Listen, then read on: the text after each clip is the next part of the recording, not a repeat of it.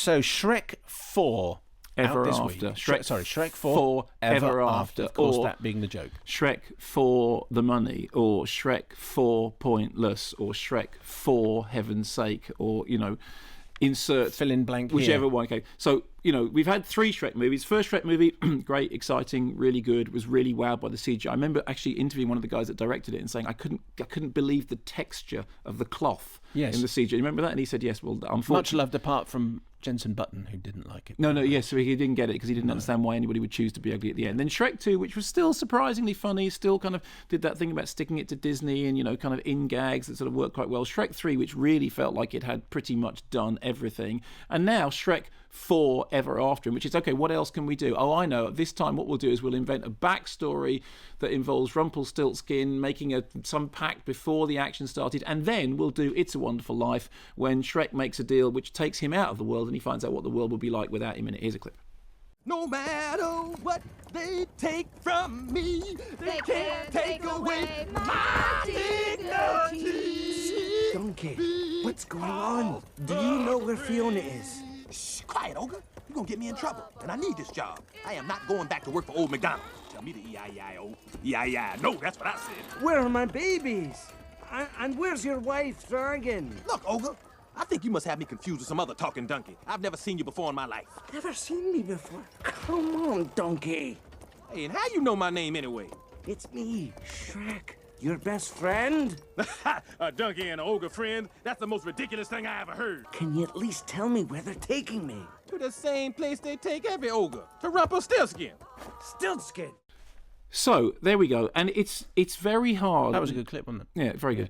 It's very hard not to just think, okay, this is one step too far. I mean, I did get the feeling with Shrek 3 that, we've kind of run out of steam with this, and it's served its purpose. The problem with Shrek 4 Ever After is, much as I used to like Shrek, I spent the whole time watching it thinking it's funny just how old and tired this joke has become. The voice of Shrek itself, which once was kind of quite amusing. It's Mike Myers doing a Scottish accent. Why is that funny? Because it reminded me of, I married an axe murderer. But now it's just like Mike Myers doing that kind of slightly annoying voice. Eddie Murphy is Donkey, which is pretty much the funniest thing in the film, singing songs out of context. That joke has worn very, very thin. The fact that they're tying themselves up in these knots, what else can we put? I'll tell you what it's like. It's like the digital animation equivalent of polyfiller, in that there are no cracks left. That what they've done is they've constructed the plot entirely around whatever cracks were left in the Shrek universe. So we've now done everything, right? He's been single, he's been with the princess as Shrek and as the princess. He's had kids, he's gone back in time, he hasn't had kids, he's in a world in which he doesn't exist.